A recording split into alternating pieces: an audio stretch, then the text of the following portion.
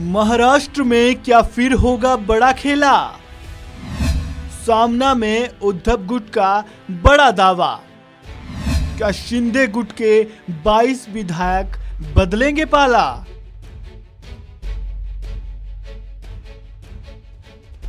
महाराष्ट्र में एक बार फिर राजनीति करवट बदलने की ओर है। सीएम एकनाथ शिंदे और पूर्व सीएम उद्धव ठाकरे गुट के बीच तकरार अभी भी जारी है। उद्धव गुट के मुखपत्र सामना के रोक टोक कॉलम ने एक बार फिर महाराष्ट्र में सियासी हलचल बढ़ा दी है।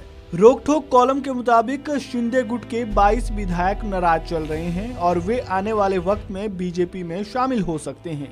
आपको बता दें कि एकनाथ शिंदे ने जिस समय शिवसेना में बगावत की थी तो उनके साथ पार्टी के 40 विधायक टूट कर गए थे, जिनके समर्थन से शिंदे ने बीजेपी संग मिलकर महाराष्ट्र में नई सरकार बनाई। सामना के साप्ताहिक रोक ठोक कॉलम में लिखा है कि शिंदे के मुख्यमंत्री पद की वर्दी कभी भी उतार ली जाएगी, क्योंकि बीजेपी ने उन्हें अस्थायी रूप पर उस पद पर बैठाया है। ये अब सभी जान चुके हैं। शिंदे के तोतिया गुट से अंधेरी ईस्ट के उपचुनाव में उम्मीदवार खड़ा किया जाना चाहिए था, लेकिन बीजेपी ने इसे टाल दिया। महाराष्ट्र की ग्राम पंचायत सरपंच चुनाव में शिंदे गुट की सफलता का दावा झूठा है। शिंदे गुट के कम से कम 22 विधायक नाराज हैं। इनमें से ज्यादातर विधायक खुद बहुत जल्द बीजेपी में शामिल हो जाएंगे, ऐसा साफ दिख रहा है। उसके बाद शिंदे का क्या होगा? कॉलम में आगे लिखा है कि शिंदे की स्थिति आने वाले समय में रामदास अठावले जैसी होगी। शिंदे ने अपना और महाराष्ट्र का बहुत बड़ा नुकसान किया है। इसके लिए प्रदेश की जनता उन्हें कभी माफ नहीं करेगी। अपने फायदे के लिए बीजेपी एकनाथ शिंदे का इस्तेमाल कर रही है और आगे भी करती रहेगी। बीजेपी के एक नेता ने ही बताया कि सरकार को एकनाथ शिंदे गुट के 40 विधायक चला रहे हैं।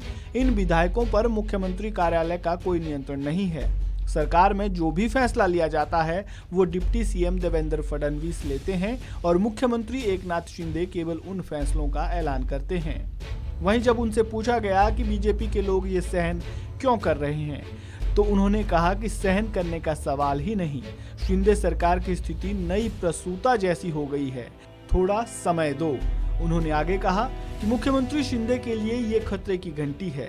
बीजेपी ने शिंदे और उनके कुछ लोगों को ईडी फेर से अभी बाहर रखा है। सरकार के सभी निर्णय उप मुख्यमंत्री फडणवीस लेते हैं और शिंदे उसकी घोषणा करते हैं। स्थिति तो ये है कि फडणवीस दिल्ली भी बिना एकनाथ शिंदे के चले जाते हैं। ऐसे में अब आने वाले समय में महाराष्ट्र की राजनीति किस ओर करवट बदलती है, ये देखना काफी दिलचस्प होगा। इस खबर में फिलहाल इतना ही। ताज़ा अपडेट के लिए आप बने रहें वन इंडिया हिंदी के साथ।